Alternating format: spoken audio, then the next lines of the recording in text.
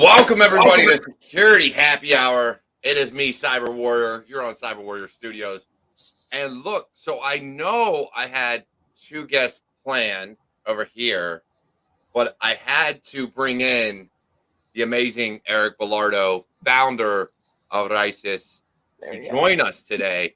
And actually, I may have him on as a co-host more often than not, as I co-host his show. So why not? It's always fun to have more on. You don't want your viewership to go down, right? I think he's starting a horror film podcast anyway. Right. But Danielle and William, thank you for joining us today.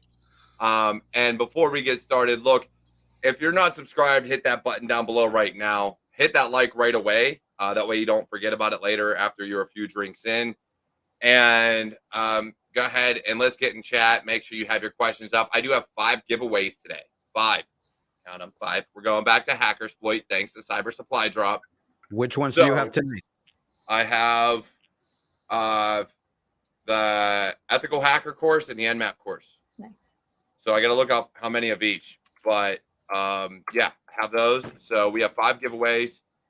And it is 3 complete ethical hacking boot camps by Hackersploit and 2 Nmap for pen testing courses from Hackersploit. So we will be giving those away. For the first hashtag, let me actually pull up the giveaway screen. Okay, Cyber Snark needs to go ahead and come up with a good hashtag. Oh my God. So on the spot. Prepared. Yep. I concur. October horror. Beetlejuice PowerShell. Beetlejuice PowerShell. So hold on. Wait, do I have to say that 3 times? Yep. It actually hashtag it 3 times. So I'm gonna put that there, and we're gonna put this up. Let's run this here. I just have to go change all my passwords really quick. I'll be right back. Oh, darn it. I was going to say that in the password manager. And beforehand, we talked about drinks. I've got an old Irish mule here with some Tullamore Dew. Nice.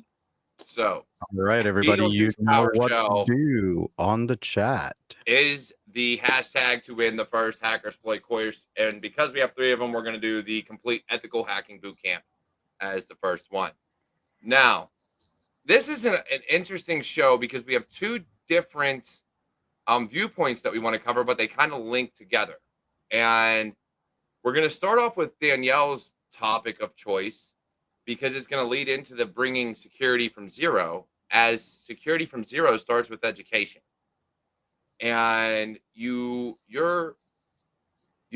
want to talk about academic and international relations and just how we can study cybersecurity itself in college and how academia, policymaking, and then actual cyber awareness bring everything together. Because there is a difference between what you learn in school and what reality is. There's always going to be a difference. So in your viewpoint, and we will start with you, Danielle, what is it about academia that sets it apart from reality, from what is really going on? In my opinion, and I don't want to get too snarky just because I did work in academia and I, have a lot of friends left in that world. Not to be too specific, but they really focus on means instead of effects. And to get to your military background, when you look at effects-based operations, you can work them back easier. But when you focus on the means, you lose sight of even your definitions. And so things just get curtailed really quickly. And then they just get either too slow, the processes, because of bureaucracies like the GGEs that have been going on for my entire lifetime for, lethal autonomous weapons and things like that. They either just get so lengthy that they're too slow to keep up with kind of the pace of the ideation and cyber kind of, content creation, not just technical things, but, moving away to zero trust. Like that won't be in any of the policy doctrine or academics over the last 5-10 years. But not only that, in the actual industry, when you actually go out and talk to people that need cybersecurity desperately and don't know where to start, we still kind of have this concept that it's necessary but not sufficient. So you kind of have these 2 polar opposite approaches where you focus on the means and nobody talks about the effects, and there's no good way to work back from that. And if it's necessary but not sufficient, then why am I going to spend money on it? And from a policy perspective, it's a double-edged coin, and there are no good answers or options. And I can get behind that. One of the questions I have with that, because I think in the military is always, if I'm not mistaken, they're further behind. It takes more to change a curriculum in the military than it does in college. But so you brought up zero trust and everything like that. I've had the standpoint more recently that although companies are looking for a college degree, it does not set you up for a career necessarily in cybersecurity, because there's a lot of concepts that are missing from those curriculums. So at least for security with academia, should they speed up the process of adding to curriculums to make it more viable? Or is it, in your opinion, and I know we have Bill here who's going to give his opinion on it. Yeah. But is it more viable to just stick to, your 1 week or 1 month or 3 month, almost boot camp like courses that'll give you that hands-on education that is usually more current? I think the focus should be on real world outcomes.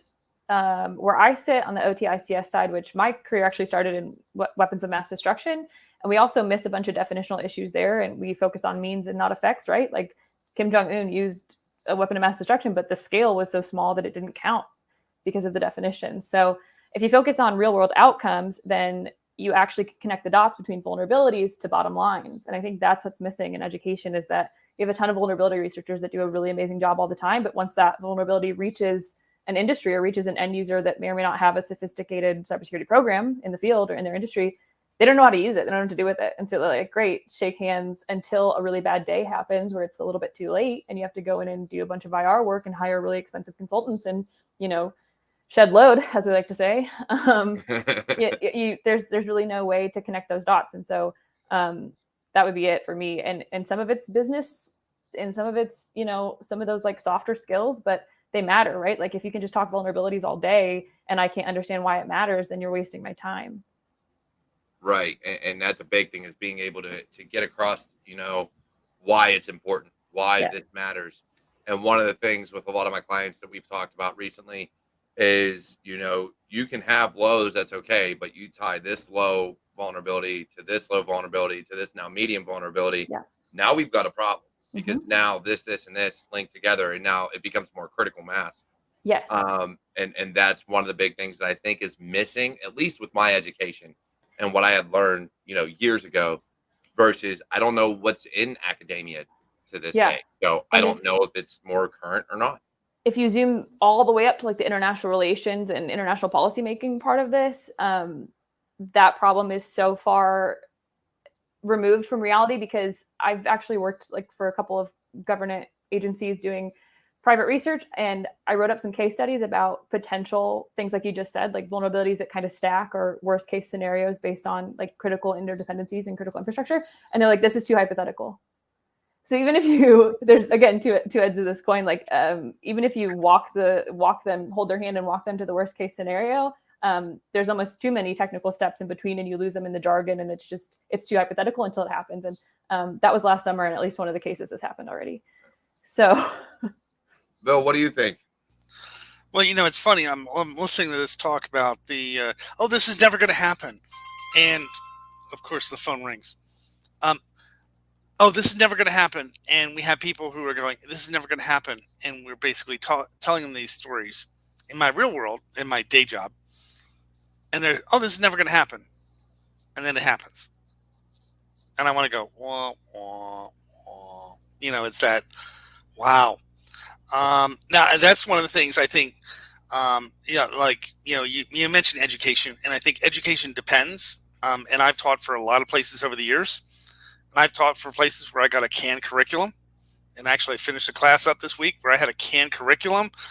And I'm waiting to hear the nasty message, because I went out onto the internet and I showed them current events.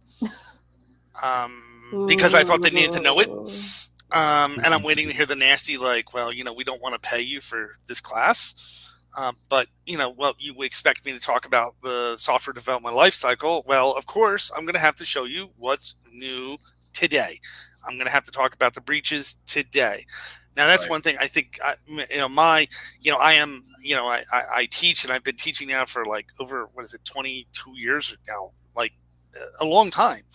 I've taught from those, like basically the handcuff kind of curriculum, and I think you've got a good point there, Cybersnark, in that people have to talk about what's new, right? What's out there today. It's not what was in the technical journals 10 years ago. Absolutely. Right. That's one of the things, I try to purposely bring to all of my classes, though, is like, hey, look, we're talking about this because this prepares you for the exam. And by the way, here is the practical application of that. Yeah. Here's Colonial Pipeline. Here's, Capital One. Here's Target. Here's you name it. Here's the breach of the week. Here's Electra. And, we're actually using those breaches to talk about what's in the common body of knowledge, but they kind of bury it and go, well, once upon a time, this fish tank got hacked. Well, no, it still could happen today. Right. And you'll see that a lot.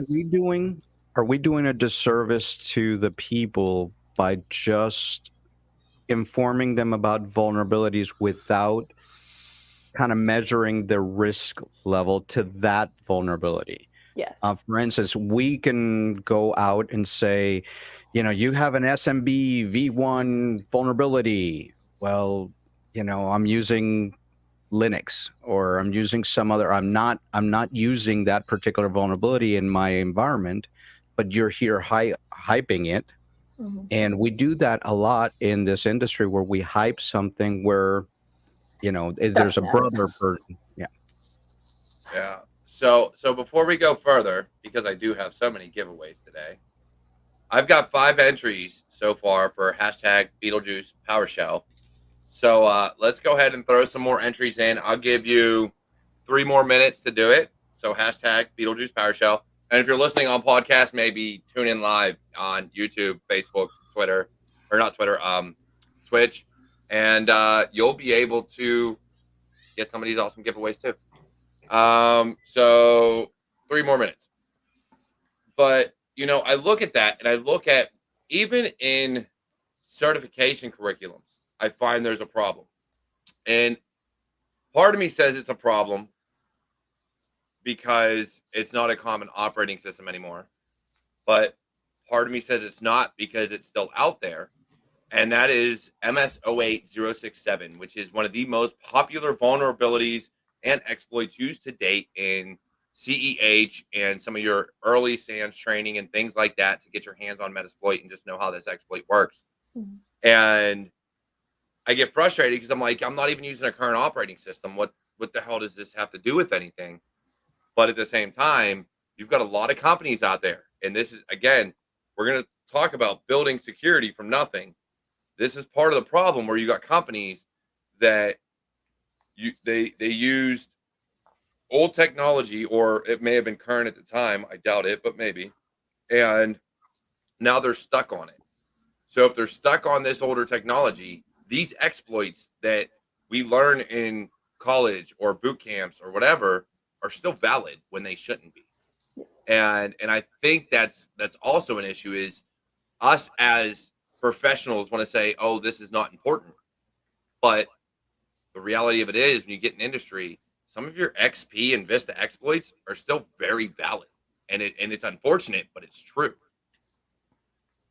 You mean like that time that I was walking down a street in Columbus, Ohio, and I saw an ATM that was a Windows 7 machine and was crashed? Yeah. And I just went, you've got to be kidding me. It's on the street. It's not even inside a lobby. Yep. And we got a comment here. Everything sounds scary because it has vulnerability in it, especially to non-technical folks and anyone that hasn't learned the actual scope of that vulnerability. Yeah. And it's very true. And it's very much, to the point. If I see a Linux vulnerability, but I don't have Linux anywhere in my infrastructure, but this is, hey, it's a CVSS 10, it's critical, you need to fix this right now, this, that, and the third. It's a race. It can give them admin from outside of your network, the whole 9 yards. But it's like, oh, it's for Linux. Yeah. nobody informs them that it's for Linux, but they're on high alert now. Like, oh, I got to go look for this. I got to fix it. Got to patch it. What are you going to patch? You don't have Linux. But nobody informs the team and the chain of that. They're going to send a strongly worded email about it, though. This is true. And that's important. So we're gonna share this, and we're gonna pick our first winner for Beetlejuice PowerShell.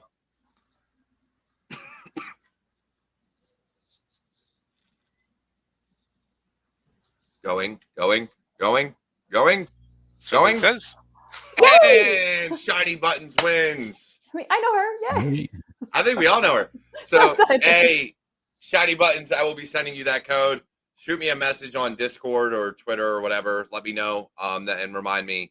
It is the complete ethical hacking bootcamp from Hackersploit that you will be getting. Bill, why don't you go ahead and give us the next hashtag so we could throw it in here and get started on that fun one. Why don't we do Linux vulnerabilities? Linux vulnerabilities? Oh, they don't exist, right?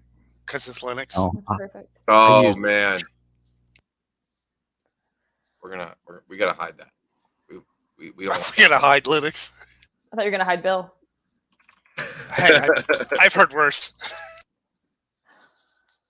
So Linux vulnerabilities are comical to me because I used to sell computers when I was in Best Buy. I worked at Best Buy. I worked at Circuit City. I sold computers when I was younger in my teens and stuff like that.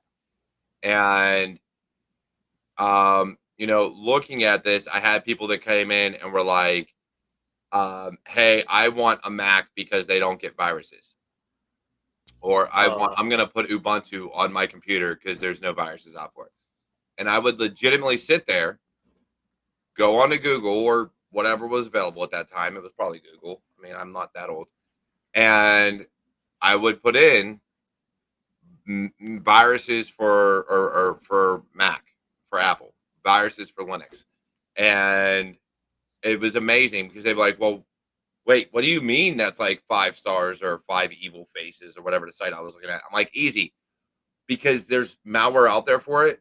And unfortunately, the way the operating system's designed, if you get it, it's not like Windows where there's a million spywares that really don't do nothing but send pop-ups your way and porn. It's, we're going to own your system and everything you do, and that's what you get. And and they were like, what? I'm like, yeah. I'm like, they're still there. You still have to be cognizant of the fact that this stuff is still out there. And there were people so far gone that they just didn't understand. So talking about that, and like we said, building security from zero. And academia has a way to go. I think we need to either speed up the curriculum changes and put more current information into them, or realize that academia is not necessarily the best for cybersecurity because they can't keep up with current events. They're not allowing the movement forward at the pace that technology advances. So even though concepts may remain the same, and if that's what you're teaching is concepts, which kudos to CMU, Carnegie Mellon University out of Pittsburgh, that's what they do. They teach concepts. They teach the overarching way of doing things. They don't necessarily teach hey, this is what it is. They say, hey, this is the understanding, especially in their computer science program. They're not like, oh, you have to know C++. It's more so you have to know, how to program, because languages are different. There's going to be different syntax, different ways of doing things, but they teach more on the concept side of things. So kudos to them. But looking at that, I did some research a while back, and the original internet, the original computers and infrastructure and everything was built out in such a way where security was not in their mind frame. And you look at hospitals, critical infrastructure, all this other stuff. So we're always going to be playing catch up in that front. I don't think with the amount of money it costs to replace the PLCs and the devices that are running these older operating systems, and just the companies that have come around and been like, we're going to be around forever, and they go out of business in 2 years and you can't get updates. So now it's going to cost you billions of dollars to redo it. I don't think there's anything we can really do about that. We're going to be playing catch up that whole time, and it's going to cost a lot of money. But for these newer organizations that want to build security from zero, that didn't, come around in the 80s and 90s, and security wasn't in the forefront of their minds, nowadays, how does a company start with building security from zero? What is the first thing they should do in terms of establishing security? And I'm going to leave this one to you, Bill, on how what in your mind would be the best way to start. Well, the first way to start, and I think back to, I'm going to date myself here, but many years ago, we had this insurance broker agent kind of person who was very interested in a webcast. There was only one a little problem with the webcast. We had this new technology. We could see what the guy was doing, but we were not insuring Victoria's Secret. Yep. But did you notice what I said we didn't have? We didn't have a policy. And it's really stupid. Like, you can have a statement of what's acceptable and what's not acceptable. And the first thing is a set of policies. And I talked with someone recently about this, and they don't even have to be the final set of policies, but you have to start telling people what's appropriate and getting them to acknowledge what's appropriate. And that's, how do you use a system, and how do you configure a system, and what do you do with a system, and who do you buy it from, and all that stuff. And you take templates and you start growing over time gradually. Right. It's, because you can't come in and be the voice of no. Like, okay, so as of September 12th, there will be no more XYZ. Yeah, that goes over like a lead balloon, and I better have my resume ready. But the policies are the first part of it, and of course, then we get into everything else. Right. And I do think that's been a weak point in a lot of companies, is the policy isn't built initially. So you have users that tend to do whatever they want and be like, well, you didn't tell me not to. You didn't tell me I couldn't do this. And that's the same as password policies. When companies put infrastructure in place and give users user accounts and passwords, and you have services that are running SolarWinds, you don't have these passwords, set to a standard. Is that your Zodiac SolarWinds? Yeah, what's Or- SolarWinds? Yeah, I know, SolarWinds, right? I'm trying to think what happened with them. So it becomes a problem. Danielle, you said academia and policy go together. How would that lead up He's to? free And to is go. that one of the, what do you call it? One of the things that could really help colleges improve is teaching policy and teaching regulation versus trying to teach technical.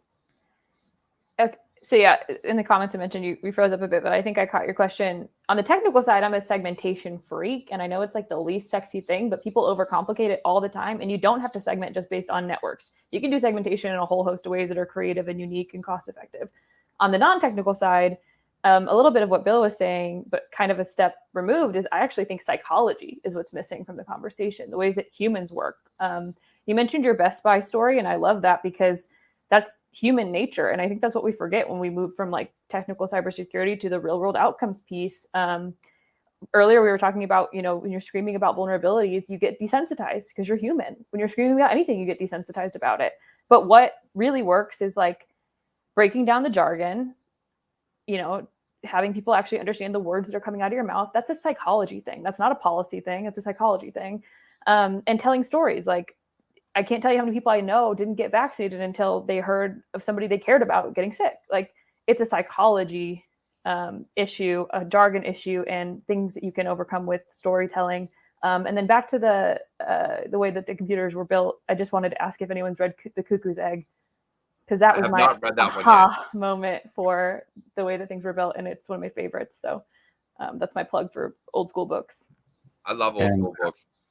We actually had a show on Tuesday with Temple University, and we talked about the human side of cybersecurity and how the communication to your users, to your community, to even our own security people, and how we can communicate these things better so that we can act on it. Yeah. Well, and I joked earlier about Stuxnet being the hype cycle, and it was cool, and it's great to study, and it's an incredible story.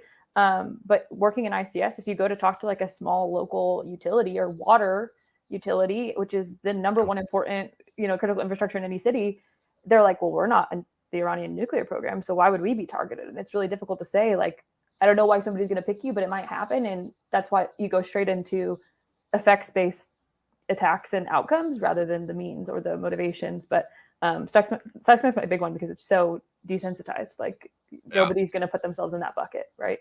Just tell them about Florida and the water plant. Yeah. So let's do this giveaway for Nmap. We're doing the Nmap for Pen Testers course. We're going to draw. Who wins? Shiny buttons again. Dude, if she wins again, we'll laugh. Oh, the ribbon. Is there a policy against that? Look, I don't have a choice. Was it articulated? Hey, Right. Infinite. Ooh. Hey, Infinite Improbability AI, do me a favor. Crap, I don't know who you really are. Do me a favor real quick in the YouTube chat. Send me some information, or if you're on Twitter, go ahead, get a hold of me. It's for the Nmap course. It's not a real person. It's Singularity. It just happened. Right, it's AI. It just happened. Ooh, machine learning. Singularity. So, all right. So policy is huge, and really getting in touch with your CEOs, your CIOs, your CISOs, and I think that's great for large corporations, but for your smaller organizations that are maybe 50 people, right? 50 to 100, if that. How can they build security from the ground up? How can they start? Because it is very difficult when you look at a lot of these organizations that are starting, they are using consumer grade routers and they are using consumer grade, equipment. So not only do they not have a policy, they're not using anything corporate. They're not using a Cisco switch or a Palo Alto VPN or a firewall or anything like that. So is policy the only way for them to secure their side of things, or is there more that they can do? So I think the answer is you go into a policy of a risk assessment, and at the very least you start having to bless new solutions. Yeah. And that's your way of opening the door. Because eventually the old solutions are just that. They're the old solutions. And they get exceptions, but eventually those exceptions run their course. I think it's what you're referring to there. And I recently talked to someone who had that. They were like, well, this organization actually were letting people use their own machines to access cloud resources. And it was an interview, so I actually had to bite my tongue because part of me wanted to just jump for the ceiling and go, "You've got to be kidding me." Okay. We need to do risk assessments, and we need to document that out, and at the very least start getting the new solutions to meet the new standards as a way of getting any organization into a secure environment. And you could do a simple policy that actually starts excluding people. Like if your solution goes end of life, end of support, those are very powerful words, because they could start with consumer grade equipment and 2 years it's no end of life, end of support. Right, which is a problem. And so do these companies that could probably barely stay alive the first 5 to 10 years, should they make IT and keeping the blinky lights blinking a priority, or should they make security a priority? Because let's be honest, a lot of your security people can dual hat as tech and keep the blinking lights blinking. Yeah. So should security be the concentration where, hey, you should at least know how to keep this on? I'm not asking you to necessarily manage it and be able to run it, all the way, but keep it working, but be able to secure it. And, when it looks at your consumer, like if we're looking at consumer grade router or firewall, what does it take? You know what I mean? I think, to be realistic, you're keeping blinky lights blinking. If I were the only security person in that 50-person organization, I would probably scream whitelisting from the ceiling, from the rooftops, right? Like whitelisting applications and things like that. And then with 50 people, back to the psychology thing, scare the shit out of people. That's actually a really good group where you can say, here's the worst case scenario for our organization, and we need to do whatever is possible while keeping the blinky lights blinking to avoid that. And then you create that common enemy, and you can have people rally around that flag, which is actually more difficult to do in a larger and more distributed organization. So that's where you bring in those security horror stories from other, pen tests you've done and audits you've done, where you're like, hey, we know this company that spent $500,000 on a, keeping something up to date that they never plugged in, and things like that. Or I know of a satellite that's in space. I know of a satellite that's in space that they hired a pen test, and then they got there. They said, "Where is it?" And they said, you tell the horror stories, and I think that gets people really thinking about security while they're keeping the blinking lights blinking, and it's much easier to do with a smaller group. And I think what I've seen, I'll just add on to that, with a smaller organization, they don't want to be small. And sometimes I've had a few situations where they don't want to stay small. They want to do business with someone else. Oh, you want to do business with this major retailer. They want ISO 27001. We would dumb the policies down to what they could do, because that's the key thing, is like, okay, here's a set of policies, and you can actually do this. And you can prove you've done this. And the thing was, they were probably that, 50, maybe 50 to 100 employees. But the thing was, they wanted to do business with this retailer, thousands of employees. And it was, okay, you could continue going right now as you are. But if you want to do the next thing that your mission statement says you want to do, then yeah, we need to start moving you in the needle in the right direction. I will say the opposite side of that, though, is there's tons of startups out there that want to get acquired, and they don't give a shit about security because they say, we're just going to run this up, ramp it up until we can get bought, and let them deal with it. Yeah. And I've seen that too. Yeah. So two things. I'm going to do one more giveaway, only because the conversation is going really well, so I don't want to keep taking away from the conversation. And it's going to be #Raices.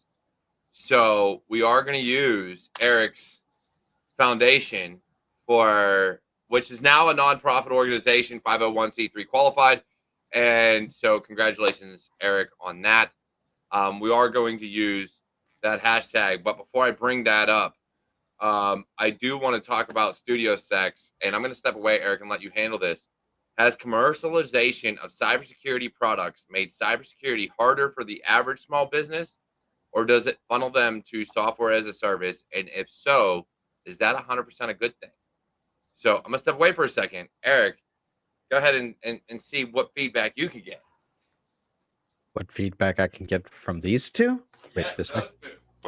Are you say I'm going to be sharky or snarky? You're going to be sharky and snarky. You're snarky. All right, so let's start with the first part of that question. Has the ability to plug in an all-in-one box into a small business make it harder for them? Okay, I could rant about the end-to-end is the most meaningless thing I've ever heard in my entire life. It means something different to everyone, therefore it has no meaning whatsoever. And I think the commercialization for small businesses has actually made it so much harder. They don't know where to put their money, and they don't have security experts on board. And so the first thing that meets their budget and sounds good is great. 100%. They shove their money in it, might not know how to implement it, might not know how to configure it. And that's actually bad for the provider, because if they have something terrible happen and they have that installed and it's this great security product, then how does that look for the provider? So I think it makes it much more difficult. I've actually seen a lot, and again, I'm on the OT/ICS side, so it's a different ballgame. But I've seen a lot where if it meets the budget and they think it can solve the problem, they'll just buy it. They might not even plug it in. That example was from that space. So again, I could rant about that for another hour. I'll give you a short story from me. I was called into a government location, and they had just had a congressional testimony. They said, we have 11 IDS. This is back in 2000. They said, we have 11 IDS boxes in our network center, in their network operations center. And I showed up and I look at this stuff and I said, where are the IDSs? I had them on boxes, unplugged, and they were just plugged to the wall. And said, we now have to put them into the network. Help us. We just told Congress that we had them. Yeah. But then some marketing person's going to come in and be like, this is a span port and this is a tap and this is, and I just don't think it. And again, in the end-to-end problem, not everything has to be connected. Like, take a step back and reevaluate and stop, just kind of following the shiny object or the shiny new marketing term.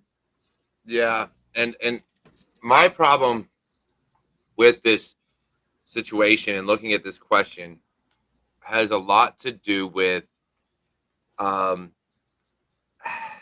everybody trying to make money without trying to actually be cognizant of all the other companies that are out there. So with these cybersecurity products, whether it be a firewall or a corporate router or a switch or whatever the case may be, we see this problem where they're priced out of range of what your smaller organizations can afford. And even if they can afford that, they can't afford the people that can actually manage it. Yeah. Manage it. So it does funnel them, and moving on, funnel them to software as a service or security as a service. But even then, now you're getting into contracts and things and getting into finding the right company that can manage your security and all this that's other not stuff. necessarily bad. No, Okay, it's so not. in certain areas, having a managed service might help a small company because you've Right. got the experts that can help that company in certain areas. Right. Right. And But if you who's find watching? the right, go ahead, Bill. But who's watching that service provider? Who's verifying that service provider is actually doing a decent job? This is a shameless plug, but it's so hype now, but we've been looking at it for years. But I think that's where SBOMs come in. To give a shout out, you do a software build materials. That's the only way to kind of like risk audit that, unless you're going to line by line look at the code from all the different sources, if they give it to you. But a type of inventory for a third-party risk assessment before you plug anything in is really the only way. Yeah, and that's a lot of the company I work for. We do that. We do third-party risk assessments. We help clients with TPRM and Blue Team, vulnerability management programs, and getting their policies and getting their certifications and making sure everything's up to date and all these things. But it takes a company willing to understand that they need either a consultant service or an MSSP. Yeah. And I think some of the fear comes in from MSSPs, especially recently, is that they have been compromised, which then led to all their clients being compromised. And so now, Kaseya? what is a good thing, what is technically supposed to help protect you, turns into a bad thing, because when you can compromise these MSSPs, you are now compromising not just them, but all of their client base. But isn't that a code debate and not just an MSSP debate? I mean, that's the whole proprietary versus open source writ large problem. It's not just an MSSP problem. I think the alternative is somebody thinks, I can afford a license for some tool that I'm not going to use over an MSSP, and then that's a worse route to go down. Well, Yeah. okay. If you're going to buy a license and not use it, but I can pay an MSSP and they cannot do the job too. True. I guess because I've been on the consulting side and I've now hired consulting companies, and then I've seen the reports and gone, what did I pay you for? Well, and I think that's where you got to find the right consulting firm, because you're right. There are really bad ones out there. There are ones that are out there that you don't get your money's worth at all. They're just out there to make a quick buck, and they keep finding client after client after client after client that'll pay them without ever having a retaining client. You know, they don't have those year, 2-year, 3-year, 4-year long contracts, are the ones that keep renewing. They just keep replacing them with somebody else and charging the same amount, if not more, because they're like, oh, we consulted for X company, so we're reliable. And so people buy into that. Yeah, So, I had to fight against that actually, because it was like 20,000 for one of the contracts, because they wanted to use the company at the time I was working for as a reference client. Hmm. And I was like, nope, stop that. I said, nope, sorry, 20,000. They're not going to do their job. I already know that. But And going then- back to I the know where they want the original, contract. yeah. going back to the original task or question, was what is better for a company, for a small, medium base, SMB business? Is it doing something is better than something for that not doing anything at all? Well, I think if you're going to, I'm going to jump in. If you're going to hire a software as a service, negotiate in your contract that you have the right to test them at some random point in time. Okay? Correct. Because now they're cheap. I'm going to test you at some random point in time. And it's in the That contract. goes back to the policy stuff. So if you're at your company going to say, I'm going to do a test every year, that includes your MSSP, that includes your consultants, that includes all the different pieces, and say, if you're doing a NIST 800 or you're doing a CMMC or doing any of the policies, you have to test once, twice, 3, 4 times, depends on your level of security. And I like random. That's my preference. I like random. I'm going So, to call you in 9 months. I decided to call you today. so some of these consulting companies, though, they'll not TPM.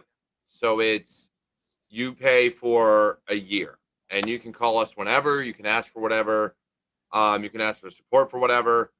Now, normally in the contract, it's not support for whatever necessarily, but it's, hey, we're going to help you with this software, this management program, this GRC, this policy, whatever. So you can call us at any time during the workday, and we'll help you with that. But these MSSPs, and where it really gets tricky is that a lot of times they're on IR. They're on retainer for 3 a.m. You're getting a call at, hey, I've been breached and have this ransomware. Can you help me dig into it? And it's like, yeah, sure. And then those actually MSSPs refer you to another IR firm that's actually going to clean up your system, Right. which isn't a bad thing, but that's not what they're made for. They're not made to clean up your stuff. They're just made to be there and kind of be the partner between the two and the bridge.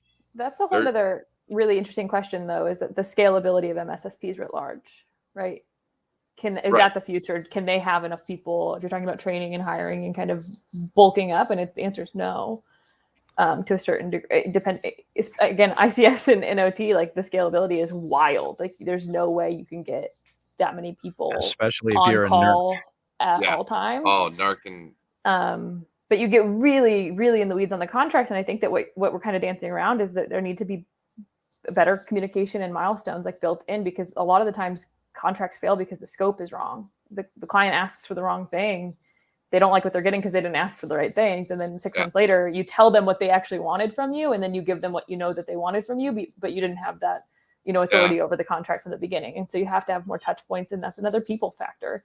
But then on the sales side for those contracts, people are pushing and pushing and pushing to make the money. So that just depends on your people and your talent, I think. So one of the questions came up, and it may not help you in the middle of a breach, but it might give some peace that you can get financial promotion done. So, Studio Sec, please restate this, because now I'm off track of where we were with this question when I put it up. So please let me know what this was about. I think it was the MSSP. Yeah. discussion. Yeah. So MSSPs, look, they're not on the hook for clients when it comes to you being breached, unless the breach came from the MSSP. If the breach came from the MSSP, then they can be on the hook for it. Hold on. I managed SOCs for 10 years. I know this contracts very well. If you are a SOC provider, okay, and you're managing their security, if you will, if there's a breach and you did not detect it, you could be on the hook because you did not detect it. So yes, it is a legal piece. There it is. Legal damn it, I can't talk today. Reputation. Is there Yeah. what are the loopholes? Because I Mhm. know there's loopholes. What are the loopholes? There are loopholes. Yeah. There's always Misconfiguration, Ways updates. you have penalties. So what happens is if you don't detect an attack and that attack hits you, and it hits the company, the MSSP then loses 15% of their total. So depends on the contract, depends on the severity, depends on the timing. Mhm. Their financial SLA penalties. Yeah. So- and now insurance is looking at that as well. Now they're going. Well, that and direction. I hate cyber insurance. I think it's a scam. I cannot stand cyber insurance. They won't pay out. What you Not mean, only kind of that, but I healthcare? think companies are using it as a scapegoat. They're saying we don't have to secure our stuff. We have insurance. No, Yeah. I said that I think that it's changing in the opposite direction, where the insurance companies are coming in and saying, you didn't configure this right. I don't care that you bought it. And there's operational loopholes now that insurance companies are going to raise the bar. And I hope they do. I hope they raise the bar and raise the prices. But in the past, you're correct. They're not going to pay out. The ATM hack on the East Coast was a good example of that, where they said it was the same as having a debit card stolen. And I was like, I'm going to go hack a bunch of ATM. No, I'm not going to do that. Really? Don't repeat that. Hey, make sure you send some money my way, Danielle. I'm going to upgrade my t-shirt game. Yeah, they're covering their butts because they don't want to pay out. And they come back and they do a risk assessment and say, look, you didn't have your seatbelt on. It's your fault you went through the And if you look at a lot of, and that's, and you're exactly right. And that was my biggest problem with cyber insurance initially. But even now, I think companies are using it as they're using it as a scapegoat, as we don't have to do this. We're not worried about ransomware. We're not worried about X, Y, and Z because we have insurance that'll cover us. Yeah, I think that's definitely changing. That's actually a good chunk of my background. And what was interesting is insurance is a science and it's perfected and it's really difficult. And there are a lot of experts that, are really good at math that are amazing and they get paid really well to do this stuff. And for years and years and years, they looked at accumulation risk. And exactly what we were talking about in the beginning, where all of these vulnerabilities add up to the big boom scenario, that's where their focus was. And cyber attacks didn't really work that way for a long time. And so in my field for critical infrastructure, we were pulling data from like nuclear weapons, cascading effects. If a city went out, what would the effect be on the stock market if it were New York, or what would the effect be on X, Y, and Z? They did that for insurance for accumulation risk for years, and then looking at like hurricane and insurance and terrorism issues. And it just didn't work because it was all too high level. And now the knee-jerk reaction is, oh my gosh, look at all these ransomware attacks. What can we find that they did wrong that is a good reason to not provide that policy? Right. So going back and the premise of this whole conversation was building security from scratch. And that's how we got here. Do we feel as a whole and as an entirety that your smaller and mid-sized organizations, given that an MSSP is going to price it right, is usually the best bet for those organizations, solely because they cannot afford to hire the security and IT personnel required to do the security for those organizations? I've worked for MSSPs. I've worked for some damn good ones. And I do think that the right ones have a lot of value. But again, I see your point of, hey, I'm not getting my money's worth. I'm going to bounce. I can just hire someone and pay them, but you usually end up hiring more and paying more for people to do what an MSSP is going to do. Well, and when people are really good at it, they just get hired by the MSSPs. So they get poached when they're good in their industry. I mean, when you look at MSSPs, one of the things we found in one of my prior roles, which of course I am not saying anything on, these are not the opinions of any previous or past employers, et cetera, the standard disclaimer, right? You know what? They say, here's a 1-year contract, here's a 3-year contract. The 3-year and they contract's really cheaper. dangle the carrot for the 3-year contract. You know what? Screw it. I'll take the 1-year contract. Because the minute you screw up, you're out of here. And I can watch what you do. I love this. How well can your MSSP protect you if you don't patch?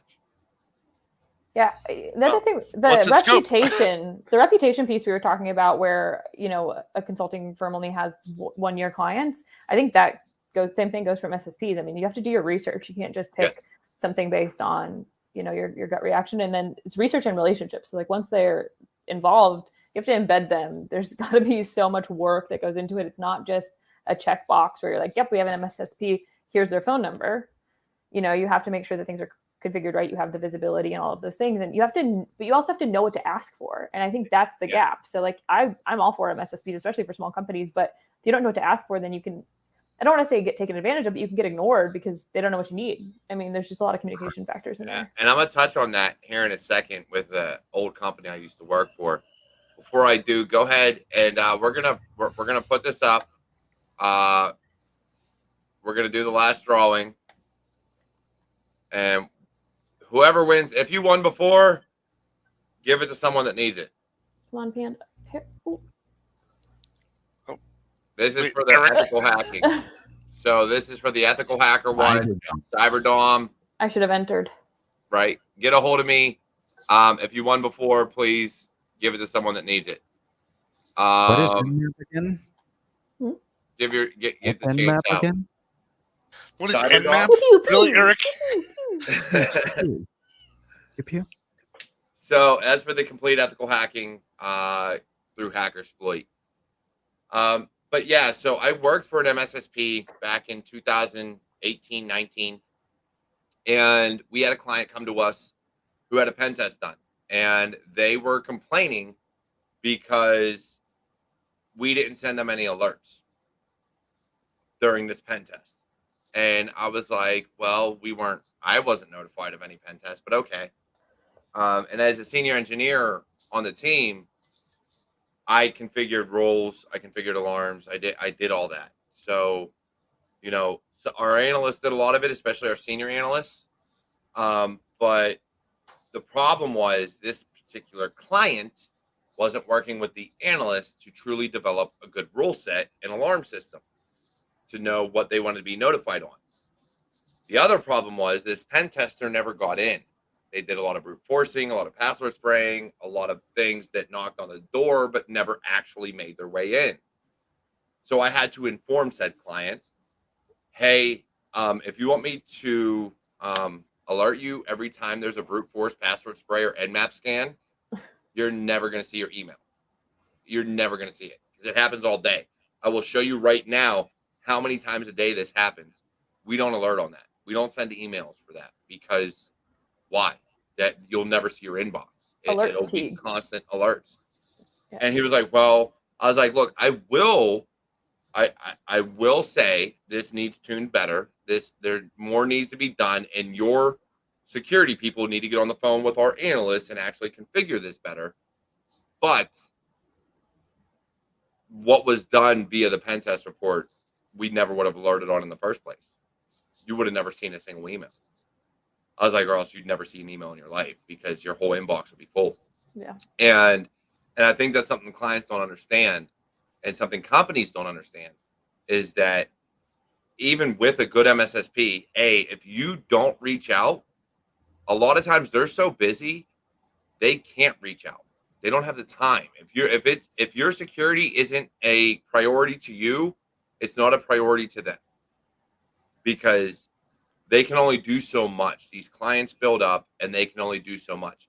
So if you're not reaching out to set aside an hour a week or a half hour a week to tune your system and make sure things are flowing right, then you're wrong because it's your system, not theirs. They're just there to monitor alerts that you think are important and send you emails based on what you think is important. If you don't think it's important, it's not important to them. They got other clients that they talk to on a weekly or daily basis. Yeah, I think MSSPs need to be built into that compensating control kind of infrastructure, just like anything else. regardless of who's kind of enacting it and what the environment looks like. Yes. Very And much then so. at scale, because it can't just be like one guy in the basement that's like, hey. Even if you slide them good pizzas? Depends. Thin crust or I don't know where you're from, but No, we used to joke about that with pen testers. As, you know, it's like, hey, just slip a pizza under the box. Yeah.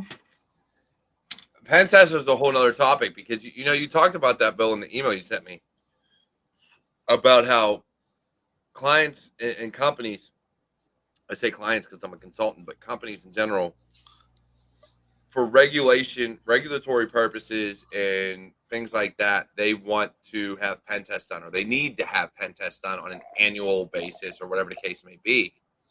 But their security maturity and being able to see even what these pen testers are doing isn't even able to handle what the pen testers are doing. So they're going to get a report and can't fix it.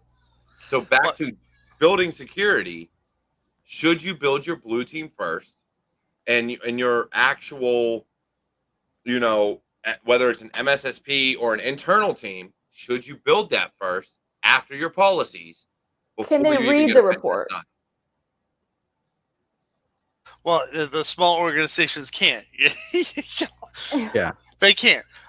The smaller organizations, they don't know what the report means, and what I was referring to was like some organizations will say, "Oh, I'm going to do a pen test." I'm like, just do a vulnerability scan.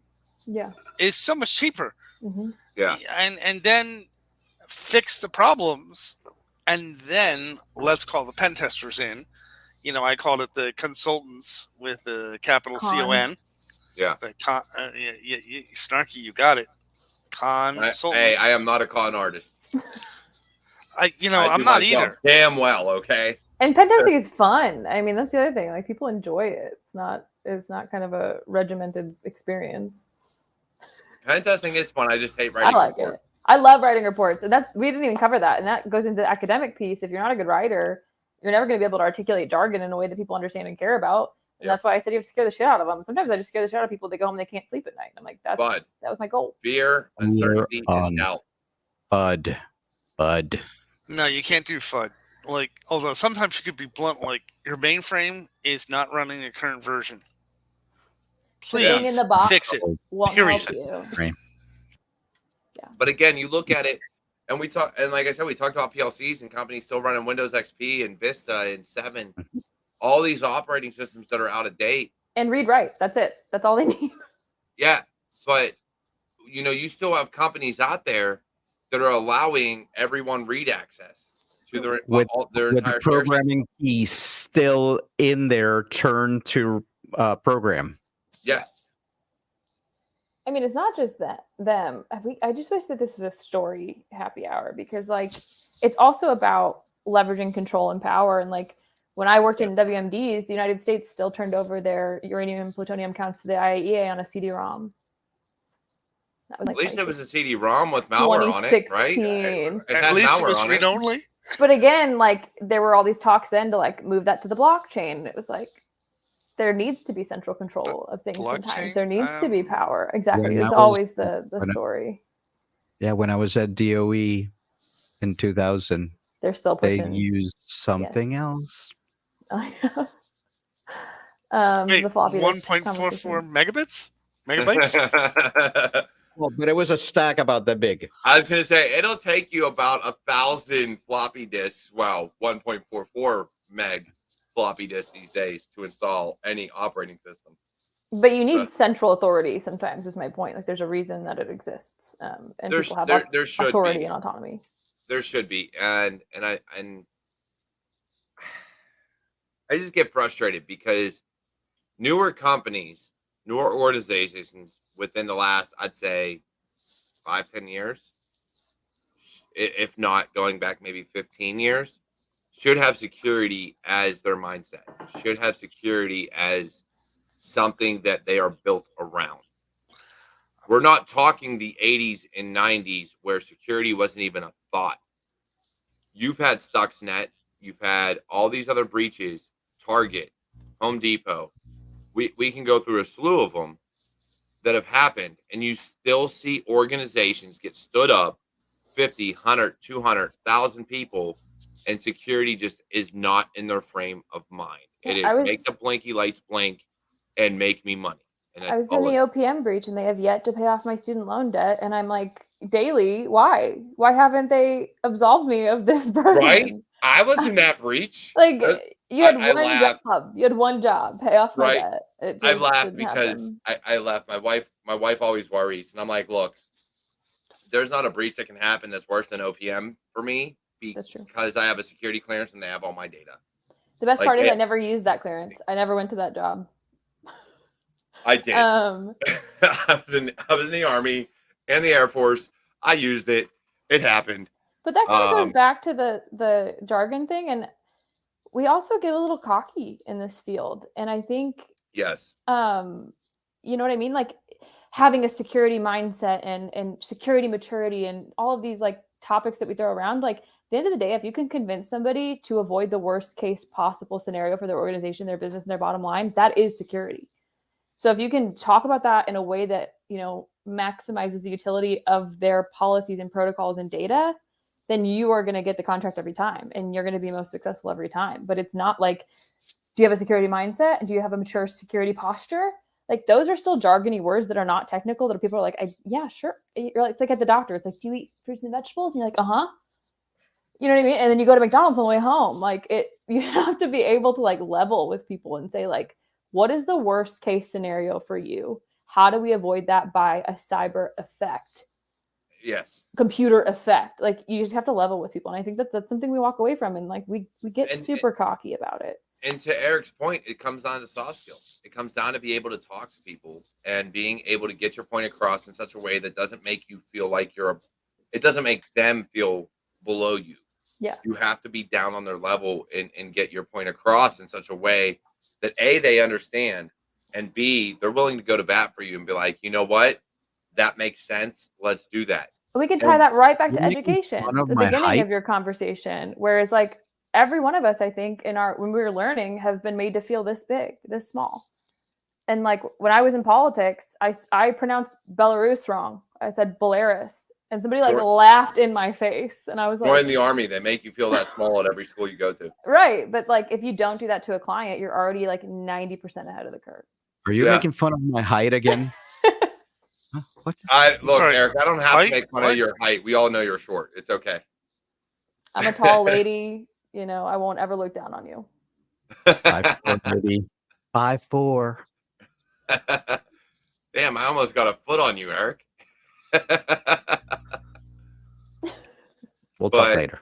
But no, I do. I think, again, back to education and how this could build to security from the get-go is A, policy and soft skills. I don't think we push enough on that in academia, which is very important for building security in corporate America or even any corporation globally, is those soft skills and the ability to talk to people in your industry of why this is bad, why this needs fixed.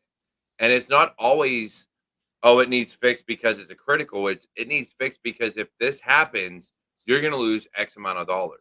Yeah. So getting the ability to quantify things in such a way that they understand. And sometimes it goes beyond the company will lose money on a breach. It goes to not only will the company lose money because your systems are down for X hours or days or whatever, you're going to have to pay out to, these people that now their information is compromised. And we've seen that so much with ransomware these days. Not only does the company go down, but you have this data leak and you have this information get out that very much so you've got to compensate people for it. Mhm. And I absolutely despise the we're just going to buy, LifeLock or whatever for a year or 2 years. Look, that does nothing. LifeLock. I'm sorry. All I of thought that was those, pre-installed. I didn't. you know how many To buy credit that. cards and just every You know, other the banking story infrastructure out there right? these days that is My like, parents have hey, LifeLock. I'm sure of it. we will protect your information. Just lock down your credit report. Nobody can open anything under your credit. Okay, cool.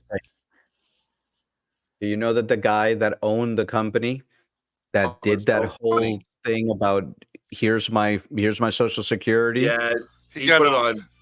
on Fraud. planes, trains, and automobiles, man. He put it on He everything, got and he was gone. No, But yes, the point you're talking about, you freeze your lock your report. Okay, now the rest of us in the real world, we go to apply for a credit card, or we're sitting in a store and we want to go buy something. Oh, your report's locked. we can't. You We can't. can't do it. Your report's locked. Yep, your report's locked. Sorry, see you. Bye. Yeah. So yeah, there's again, LifeLock. All these things are another topic for another day. But But- again, it comes down to Mandated. companies not relying on these. I'm sorry, I am so tired of we'll buy this for a year or 3 Yeah. years. Send some fucking money to your damn people that have been briefed. Nobody cares about LifeLock. Nobody cares about this shit. Start paying people because that's Or what stickers. matters. I mean, at least stickers, right? At the very least. Give me Send me Give me some some stickers. stickers. Give me a T-shirt for Christ's sake that says I've been hacked because my company is shit. Can we plug your new T-shirt line? Oh, this one. So No, look, the breast cancer one. I almost bought that one. I do have the breast cancer one. Hold on. Let me pull that up real quick and we'll share that. But after the bottom line question, people are like, well, what's the likelihood? And that's when I pull out every single hair on my head. So this is a wig, and now I've admitted that to you all. That's okay. It's not a wig, but I could pull out every hair for the likelihood conversations because it's like I don't have a crystal fucking ball, but if I did, it would tell you invest in security. Like that's all it would tell you. Yes or no, do it. Well, because likelihood is only saying eventually it will happen. So I do have a breast cancer awareness line, Real Warriors Rare Pink. I do have some of those coming in, and they are available on my website, CyberWarriorStudios.com. You can go buy a bunch of awesome merch there. From now until the end of October, we are donating to breast cancer awareness if you buy any of our Real Warriors Wear Pink merchandise. I think I got the first pre-order. Yes, actually, I do think you do. Okay. So we do have those. We have a bunch of stuff. Look, Security Happy Hour shirts are on there. This amazing towel right here is on there. The hoodie I have behind me, same Security Happy Hour, and a bunch of others. I've been putting them on Twitter and everything else. All that merchandise is out there. There's also Patreon, Buy Me a Coffee. God knows you name it. It's fucking out there. CyberWarriorStudios.com is where you'll find everything. You'll find everything about me, Double Ray Pen Testing, Tech Tuesday, and all the amazing shit we do. Motivation Monday. I will be back next week for that. It was Labor Day weekend here in the U.S., so I did not do it. And I'd love to apologize for it, but I'm not sorry because I was sleeping in and I did not plan on doing anything on Monday. Nice. But, Eric, look, I do want to plug one last thing, and it is because it is huge. It is near and dear to my heart because, honestly, it started out more so as a joke for me and Eric, and it is Raices. And it was one of those, I don't think, he joked with me, what about the Latinx community on an episode? And I was like, what do you mean? Not a joke. I don't see any groups or organizations to talk about. And Well, I wasn't joking. I was just trying to prod you. but nonetheless, it started out between me and you, and it turned into an actual organization that is now 501c3 and a nonprofit organization. I am very grateful for what you're doing, Eric, even though I myself have, to my knowledge, no Hispanic heritage. I am a German leprechaun. I do applaud you, and I hope to see this grow and succeed and keep growing. So if you are watching this show, follow Raices Cyber.org on Twitter. Go to Eric's YouTube channel, Eric Bellardo Cyber, which I don't have down below, but you can follow him. It's in the description down below, or at least it should be. If it's not, Offer let me know. tuition assistance for cyber programs. We And look, that's we what we have a work lot of on. things going. We're actually No, not working on you. Before you jumped on, we were talking about this, and he was telling me about your organization. And I was saying, like, even if you don't study cyber and you have like a great degree in finance and you're super smart, you put yourself through college, Yeah. you go to some big corporate entity, and they're like, we have a tuition reimbursement program. You're like, great, I want to study cyber. I want to do this boot camp. It's $15,000, and they're like, boot camp. get another undergrad degree, and you're like, I don't want another undergrad degree. I have 3, and they're like, no, cyber boot camp, graduate certificate, absolutely not. And they don't offer those same programs, and it's like, why not? If that is such a gap, which is a whole nother conversation and a kind of a fallacy, offer tuition assistance for cyber boot camps. I mean, it's going to help your organization, it's going to help that person, it's going to help the entire nation. I mean, there's literally not a negative. Exactly. And it's cheaper. It's cheaper than a degree. With the foundation is offer education in a funnel from middle school, high school, colleges, and then education, professional education for people who are in the field, as well as the soft skills education, which is not taught in some of the courses. And one thing, if I could say, last night, and you can find this on my my Twitter, you'll see this little chart. This was something that broke yesterday, and during a racial and ethnic diversity and cybersecurity workforce, it was shown that only 4% of the Hispanic, of the cybersecurity workforce was Hispanic or Latino. And that fired me up. And that's 100% of why we're doing this. But again, this is all inclusive, and we need all types. We're all allies. This is primarily for Hispanics, but if you're an ally, please join us. Help us spread the message. Definitely. I love that. I love the soft skills aspect. I always tell people in job interviews, I'm like the last millennial who's not afraid to make a phone call. I did a soft skills playlist. So if you're not subscribed, or if you are subscribed, subscribe now either way. I got YouTube yesterday. I want to put that back out there. I saw that. Look, Yes. if you have a YouTube channel and we're going to put out videos, let me know. I'll subscribe. No, God, no. But I will subscribe to everything. Look, I do have a soft skills playlist. Go ahead, check it out. I got a lot of videos out there. Again, I appreciate everybody here, everybody that tuned in live. If you're on the podcast listening, go ahead, check out our YouTube channel, youtube.com/CyberWarriorStudios. This is the merchandise security happy hour. I also have more for Cyber Warrior and Cyber Warrior Studios. I got men's, women's, hats, towels, God knows, you name it. Hit that like, comment, and subscribe. Hit that alarm bell, and I will see you all next time. Thanks, y'all.